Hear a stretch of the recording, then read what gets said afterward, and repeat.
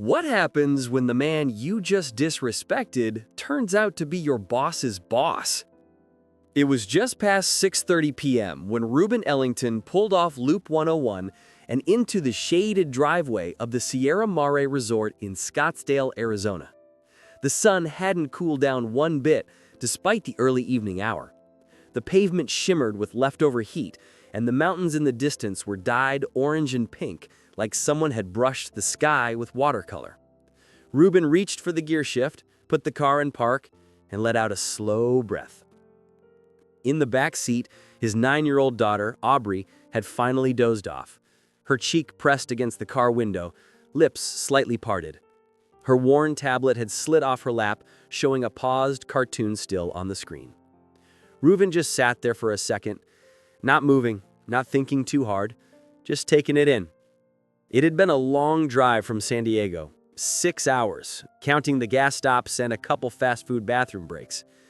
And truth be told, he hadn't needed to make the trip, not personally at least. But something about it felt right, necessary. The Sierra Mare had just undergone a 6-month renovation under his management firm, and though Reuben owned the property, his name wasn't public. That was intentional. He liked keeping his investments quiet. But this trip wasn't about business. It was about a promise. Aubrey's birthday was in 2 days, and ever since she'd seen the photos of the hotel with the waterfall lobby, she hadn't stopped talking about it. So Reuben decided, skip the usual Disney trip, skip the noise, and bring her somewhere peaceful. Just the two of them.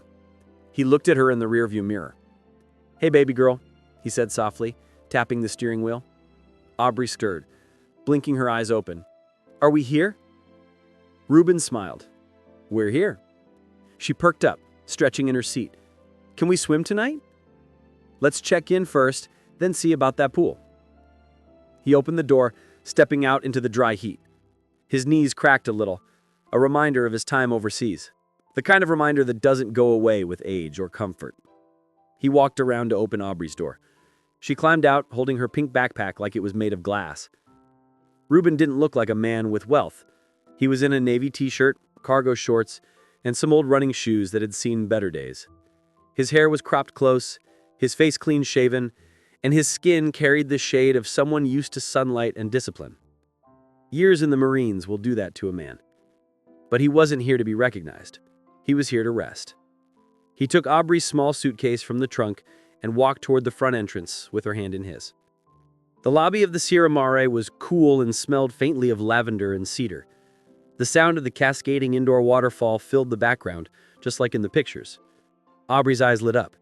Look at that wall. It's really water." Reuben grinned. "Told you it was real." The front desk had 3 staff members. 2 were chatting behind the monitor, laughing at something on one of their phones.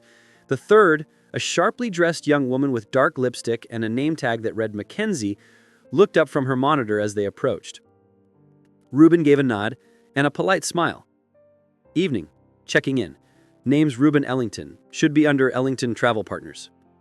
Mackenzie's smile faded as she looked him over. Her fingers froze on the keyboard. Do you have a confirmation number?" she asked, not making eye contact. Reuben raised an eyebrow but kept his tone light. "Shouldn't need one. We own the property. I booked directly through the firm last week. 5 nights, deluxe suite, just me and my daughter." Mackenzie gave a tight smile. "One moment." She clicked around the computer with exaggerated movements, glancing at Reuben every so often like he was wasting her time. After about 15 seconds, she looked up and sighed. "Sir, I'm sorry, but we're fully booked for the week. There must have been a mix-up." Reuben blinked, confused. "That can't be right." "It happens," she said with a shrug, already moving on to the next guest in line. "You could try the hotel across the street. They might have something." Reuben glanced down at Aubrey, who had gone quiet, eyes darting between them. He turned back to Mackenzie. "Can you double-check, please?" But Mackenzie had already called over the next guest, a couple dressed in golf polos and luggage straight off the rack at REI. She smiled at them brightly. "Welcome to Sierra Nuri. Checking in?" Reuben stepped back, his jaw set, not in anger, but in that firm, controlled way that men like him had learned in war zones, courtrooms, and boardrooms, He bent down and whispered to Aubrey, "Let's take a seat for a second, okay?" She nodded, confused but quiet. They moved to a side bench near the artificial waterfall. He watched as the couple was handed 2 key cards with wide smiles and 0 friction. He didn't say a word, but he saw everything. He wasn't angry yet, but something told him this wasn't just a booking issue. Ruben watched as the couple smiled their way toward the elevator, the bellhop already trailing behind them with 2 designer suitcases. The same bellhop gave Ruben a once-over, but didn't say a word, just looked, then looked away. He sat with Aubrey quietly for a moment.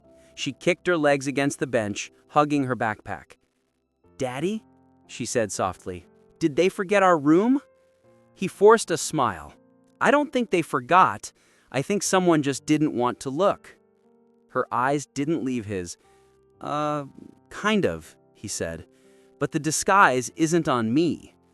Before she could ask what that meant, Ruben stood. "Let's try again." He walked back to the front desk, this time without his daughter.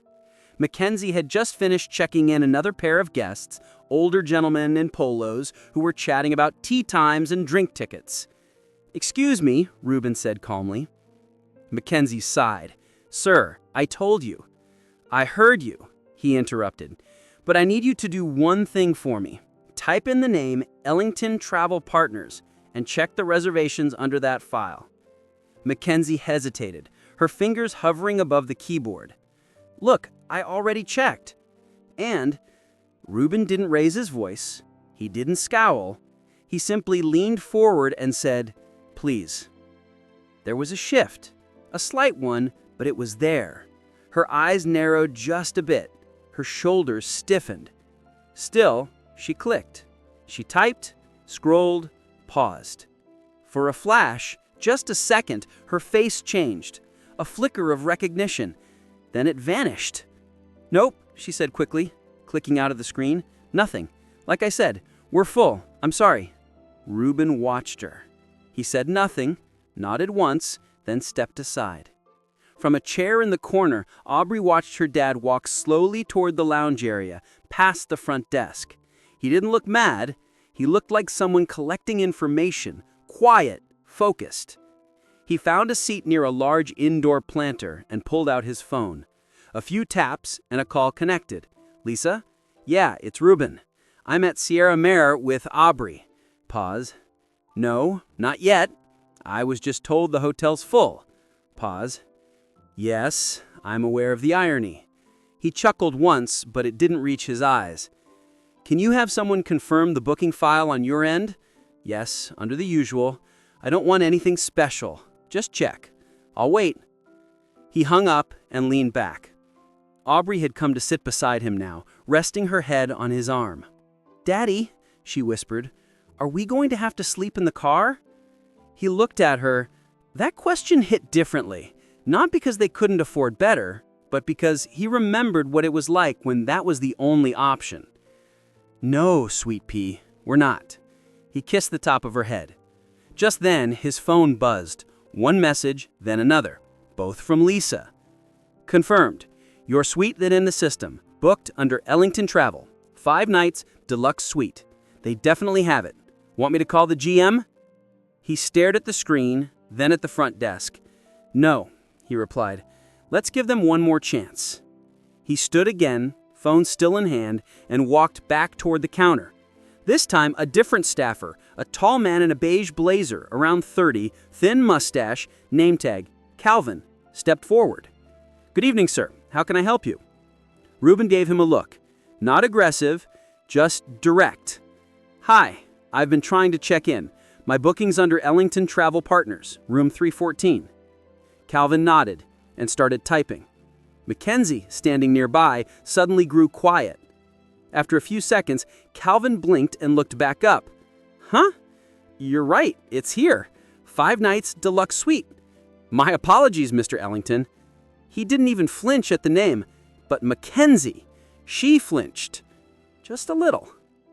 Ruben kept his voice even. "So, the room's available." Calvin cleared his throat. "Yes, sir. Not sure why that didn't come up before." You might want to look into that, Reuben replied. Calvin nodded. Absolutely, I'll get your keys printed. Would you like help with your backs? No, Reuben said. I'd like to speak with your general manager now. Calvin paused. The GM's not in until tomorrow morning. Reuben tilted his head. Okay, assistant GM? I'll see if she's available. Calvin disappeared into the back. Reuben glanced at Mackenzie, who suddenly found something fascinating about her pen. Aubrey returned to his side, her hand slipping into his. Did we get our room now? We did, he said, then added, but I'm not done yet. Because Reuben wasn't just checking in anymore, he was paying attention. Calvin returned a few minutes later, slightly flushed, holding 2 freshly printed keycards. Here you are, Mr. Ellington, he said, setting them down with a careful smile. Room 314, 3rd floor, elevators to your left. Reuben didn't reach for the keys. He looked him in the eye. Did your assistant GM come out with you? Calvin hesitated, then offered a tight nod. She's, tied up on a call right now. She asked if you'd be willing to wait, or if she can reach out tomorrow. I'll wait, Reuben said simply. He could feel Mackenzie's eyes on him, but she wasn't speaking. She stayed perfectly still, like hoping she'd disappear if she didn't move. Aubrey tugged at his shirt. Can I go look at the waterfall while we wait? He nodded. Stay where I can see you. She skipped off a few feet and crouched near the low marble wall that held the cascading water. Her reflection shimmered in the glass, fascinated by the way her fingers distorted in the ripples. Reuben turned back to the desk. You said the hotel was full. Mackenzie finally spoke. Yes. Earlier. I must have overlooked something. That something was me. Reuben said. Calvin shifted awkwardly. Look, I'm sure it was a simple mistake. Was it? He said it calmly, no anger, but the weight of the question landed like a brick. Calvin opened his mouth, then shut it. Mackenzie's posture had changed. Her face wasn't defensive now. It was embarrassed. Reuben picked up the keycards. I'll go up and settle in, but later, I'd like 10 minutes of your assistant GM's time. This isn't over. They both nodded silently. As Reuben and Aubrey stepped into the elevator, the door slid shut with a soft chime. He glanced down at his daughter. She looked up at him. Why didn't they want to give us our room? He thought for a moment, choosing his words. Because some people judge what they don't know. They see a guy in old sneakers with a kid in tow, and they don't think he belongs in a place like this. But we do, she said. You said we own it. We do. So they made a mistake. They made a choice, he corrected. And now it's my turn. Because Reuben hadn't come just for vacation anymore. Now it was about principle. They arrived at room 314. The suite was beautiful. Floor-to-ceiling windows open to a view of Camelback Mountain. A long sectional faced the mounted TV. The decor was modern, clean, warm, just as he'd approved it in the renovation. Aubrey ran to the balcony. Daddy, you can see the whole pool. He joined her, watching the sunset over the desert horizon. The moment should have felt peaceful, but his jaw stayed tight. His phone buzzed again. Text from Lisa. Want me to call the board? Or legal? He typed back, no, but send the district director this number. Tell them I'm here until Thursday. If they want to know why their front desk just tried to walk off a paying guest, they can ask me. He put the phone down. 10 minutes later, there was a knock at the door. He opened it to find a woman in her late 40s, short cropped blonde hair, blazer over a black top. Her badge read, Amelia Rowe, Assistant General Manager. Mr. Ellington, she said, catching her breath. I'm sorry I didn't meet you earlier. I understand there was an issue with your check-in. There was, he said, stepping aside. Come in. She entered, clearly nervous. I have already spoken with my team, and I just want to say how sincerely sorry I am. I'm not sure what happened, but it doesn't reflect how we run things here. Reuben sat down. She remained standing. Tell me, he said, folding his hands. Do you know who I am? Yes. After Calvin came back, I checked the records. You're on the ownership documentation through Ellington Travel Partners. You're the silent stakeholder. He nodded once. So, why do you think your staff told me this place was full? Amelia shifted her weight, choosing her words carefully. I think they made assumptions based on your appearance, based on things they shouldn't be using to evaluate a guest. That's the right answer, Reuben said. But I need to know, do you tolerate that kind of behavior here? No, she said firmly now. I don't, and I will personally handle it. Reuben studied her. Good, because I won't make a scene, but I will remember it. He stood. I'm not here to embarrass anyone, but I believe in accountability. I built this hotel to be better. Not just nicer furniture and better service, better values. You understand? Amelia nodded quickly. Absolutely. I'll make sure it's addressed. He extended his hand. She shook it.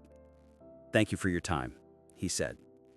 As she left, he closed the door and turned to Aubrey, who was now curled up on the couch, flipping through a resort magazine. Everything okay now? She asked. Getting there, he said. But Reuben wasn't finished watching. Not yet. The next morning, Reuben was up before the sun. Old habits, hard to shake. He brewed the in-room coffee, terrible stuff, but better than nothing, and stepped out onto the balcony. The air was cool, dry, and still. Below him, the pool was empty, the patio chairs perfectly aligned. He leaned against the railing, watching. He wasn't mad anymore. That had passed. Now he was curious. What kind of place had this become when no one was looking? At 8 a.m., sharp, he and Aubrey headed downstairs. She wore her favorite orange dress with sneakers, hair in 2 poofy ponytails she insisted on doing herself. Reuben wore the same kind of outfit as before, plain t-shirt, old jeans, no watch, no labels. They looked like any father and daughter on a simple getaway. That was the point. As they passed through the lobby, he noticed Mackenzie at the desk again. Her smile was tight, eyes down, hands fidgeting with something under the counter. Calvin stood nearby, overly polite to the well-dressed guests who came in asking about the breakfast buffet. Reuben didn't stop. He and Aubrey made their way to the main restaurant, Desert Bloom Cafe, just off the lobby. Table for 2? Asked the hostess, a young woman with box braids and a clipboard. Yes, please, Reuben said. She smiled genuinely. Right this way. That was a good sign. They were seated near the windows. Reuben ordered a veggie omelet and coffee. Aubrey went straight for the pancakes with chocolate chips and extra syrup. Midway through the meal, Reuben noticed something. An older couple, white, mid-60s, clearly local regulars, were seated nearby. When the hostess walked away, they called over a server directly. We don't want to sit this close, the man said. Can we be moved somewhere quieter? The server glanced around.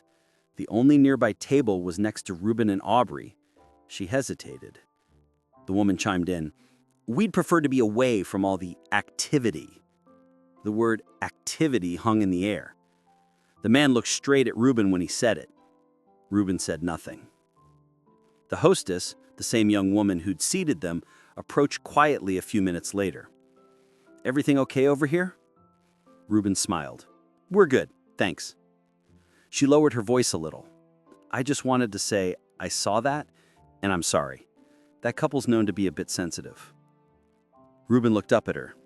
You handled it well. She nodded once. Thanks. Let me know if anyone else gives you trouble. She walked away. Head high, back straight. Now that was someone worth investing in. By 10 a.m., they were back in the lobby. Reuben took a seat with his coffee and opened his phone, pretending to scroll. Aubrey sat nearby with her headphones watching a movie, but he was watching everything. One guest, a younger black man in a suit, possibly in town for a conference, walked in and approached the front desk. Reuben saw Mackenzie tense immediately. The man was polite, handed over his ID, said his company had booked through the corporate rate. Mackenzie looked it up, then told him she didn't see it. He asked her to try again. She said there was nothing she could do, told him to call his company and come back with a confirmation. The man, clearly embarrassed but keeping his cool, stepped away and dialed his phone. 30 seconds later, Reuben stood up, walked up to the desk. Excuse me, he said to Calvin. "Can I speak with Amelia?" Calvin flinched like he'd been waiting for this moment. "She's actually not in yet." Reuben turned to Mackenzie. "You're sure about that?" Mackenzie's face paled. "I'll check," Calvin said, already reaching for the phone. Reuben turned to the young man still on this call. "What company are you with?" The man looked surprised. "Trevest Energy? They told me everything was handled." "Did they tell you which room?" "Standard King." Reuben nodded. "They booked through our corporate rate last week." I approved the contract. The man's eyes widened. "Wait a minute. I'm Reuben Ellington," he said calmly. "This hotel is mine." Mackenzie didn't move. Kelvin nearly dropped the phone. Reuben turned to her. "You saw my name yesterday. You saw my face. You chose to act like I didn't belong here." Silence. And now this gentleman, who looks like me, dresses better than I do, speaks respectfully, comes in, and suddenly the system's blank again? He stepped back. "I don't want excuses. I want accountability, and I want to see Amelia when she is in today." Reuben turned back to the young man. "You'll have your room in 5 minutes." He waved over the hostess from earlier. "Can you help him get settled?" She nodded. "Of course." Reuben watched her walk off with the guest. Then he sat back down next to Aubrey. She looked up. "Did you fix it again?" He sipped his coffee. "Working on it." Because this time, he wasn't just observing. He was taking names. By noon, the story had made its rounds. Staff whispered near the elevators. The barista at the lobby cafe suddenly offered Reuben a free refill, no questions asked. The bellhops, who hadn't even looked in his direction the night before, now gave quick nods and stood a little straighter when he passed by. Reuben didn't need attention, that wasn't his goal, but what he did want was happening. People were realizing they'd been seen. He and Aubrey spent the early afternoon at the pool. She splashed in the shallow end, chasing a pool noodle like it was the highlight of her life. Reuben stayed poolside, stretched out on a lounger, still watching. A group of employees passed by now and then. He caught familiar glances, side eyes, double takes, but no one approached. At 2:47 p.m., he received a text. "Amelia is in, waiting in the executive lounge. You're welcome to meet there at your convenience." He dried off, got Aubrey a snack from the cafe, and said, "I've got to talk to some people for a few minutes. Want to hang in the room and watch cartoons?"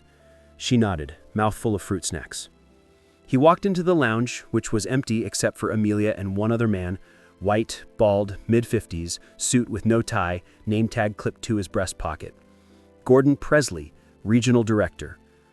So they were bringing out the regional brass now. Amelia stood. "Mr. Ellington?" Reuben shook her hand, then turned to Gordon. The man extended a firm handshake. "Mr. Ellington, pleasure. I flew in from Dallas this morning. Amelia gave me a full report, and I'd like to apologize personally." Reuben took a seat. "You read the report?" he asked. "I did." "Good. So you already know this wasn't a system error. It was a people problem." Gordon nodded. "I agree." Amelia added quickly, "I've already spoken with Mackenzie. We're placing her on administrative leave while we conduct a full review." Reuben tilted his head slightly. "And the rest of your team?" "We're reevaluating training protocols, reviewing who's had anti-bias training and who..." He held up a hand. "I didn't come here to hear about training modules." They went quiet.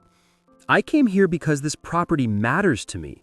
I bought it with the idea that people, all people, should feel welcome walking through those doors, not just the ones who fit someone's mental picture of who belongs." Gordon shifted in his chair. Reuben continued, calm but deliberate. "Last night, your staff lied. Today, I watched the same pattern happen again, and it wasn't subtle. It was repeated, calculated, and most importantly, avoidable." He paused. "I don't care if someone works behind a desk or cleans floors. Every role here deserves respect. But respect isn't a one-way street. If your team disrespects guests, especially repeatedly, then someone isn't doing their job." Amelia nodded. "We hear you." "No, you don't," he said firmer now. "You're responding. There's a difference." Gordon cleared his throat. "So, what would you like us to do?" Reuben leaned forward, elbows on the table. "I want more than disciplinary action.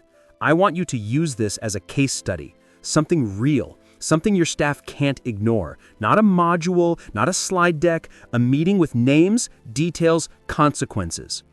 They didn't interrupt. I want it clear, this is not about me. It's about anyone who walks into this hotel, whether they're wearing loafers or flip-flops, whether they drove here in a rental or a Lexus. If your first response is to assume someone doesn't belong, you don't belong on my team. He stood. And I want every one of those guests, especially the ones who are brushed off, to be followed up with personally, with an apology, not a voucher. Gordon nodded slowly. Consider it done. Reuben looked at Amelia. You're good at your job, but don't cover for people who aren't. It brings down the whole house. I understand. He turned to leave, but paused at the door. Oh, and Gordon? Yes? Next time your team lets someone slip through like this, make sure it's not a Marine who owns the place. He left the lounge without waiting for a response. Back in the elevator, Reuben exhaled. It wasn't anger anymore. It wasn't even disappointment. It was clarity. And sometimes that's the most dangerous thing a person can have. He had given them their wake-up call. Now it was on them to decide what they'd do with it. The next morning felt different. Reuben noticed it the second he stepped off the elevator. The lobby had the same marble floors, the same indoor waterfall, the same scent of cedar and lavender, but the energy had shifted. Calvin greeted him first, not with nerves this time, but something closer to humility. "Good morning, Mr. Ellington," he said, standing straighter. "Your daughter enjoyed a pool yesterday?" Reuben nodded. "She did. Thank you." Calvin looked like he wanted to say more, but didn't. Instead, he gave a respectful nod and got back to work. In the restaurant, the hostess who had seated them before approached again. "Hey, I heard what you did," she said under her breath. "A lot of us really appreciate it." Reuben smiled. "You are already doing things right. That's what matters." After breakfast, Reuben and Aubrey walked the grounds together. She clung to his arm, swinging her feet off the edge of the decorative stone borders, humming some tunes she'd made up. To her, this place was just a fancy hotel with a big pool and unlimited pancakes, and Reuben wanted to keep it that way for now. But as they passed by the conference room hallway, Amelia stepped out. She was holding a clipboard, face serious, but not tense. "Mr. Ellington," she said, "do you have a moment?" Aubrey looked up at her father. He gave her a wink. "Go get your tablet from the room. I'll meet you up there." Once she was gone, Amelia cleared her throat. "I thought you should know. We held a full staff meeting this morning. Mandatory. I walked them through what happened. Names, details, everything." Reuben raised an eyebrow. "How'd they take it?" She didn't sugarcoat it. Some were defensive, a few were embarrassed, a couple tried to play dumb, but they listened. And I made it clear, this wasn't optional growth. It was required. He nodded. "That's what I wanted to hear. I also let them know you'd be speaking with corporate next week. They're interested in building this into our training materials chain-wide." Reuben chuckled. "Good. Maybe it'll keep someone else from going through this." Amelia offered a small, genuine smile. "For what it's worth, you didn't have to handle it this way. You could have made a public scene, called a press conference, gotten people fired on the spot." "Maybe," Reuben said, "but what would my daughter learn from that?" Amelia didn't answer right away. "She'd learned that power is something you swing," Reuben said, "not something you stand on. That's not what I want for her. I want her to understand respect, not revenge." Amelia looked down at her clipboard. "We'll do better, I promise you." "I believe you." He turned to go, then stopped. "Let me ask you something," he said over his shoulder. "If I'd walked in here wearing a suit, no kid, different last name, do you think this would have happened?" Amelia was honest. "No, probably not." Reuben nodded. "Then we both know what needs to change." Later that afternoon, Aubrey wanted to visit the gift shop downstairs. She had $10 of birthday money burning a hole in her pocket. As they browsed, Mackenzie entered the store quietly. She looked smaller than she had a few days ago, not physically, just less sure, less sharp around the edges. "Mr. Ellington," she said softly. He turned. "I wanted to say I'm sorry for how I treated you, for how I looked at you." Aubrey was thumbing through postcards nearby. "I've been thinking about it a lot, and I realized I assumed things I had no right to assume. And I can't take it back, but I'm sorry." Reuben studied her face. She meant it. You could tell when someone wasn't putting on a show. He gave a small nod. "Thank you for saying that." She looked relieved. "I don't expect you to forgive me." "But I do forgive you," he said. "But I won't forget, and neither should you." She swallowed and nodded. "I won't."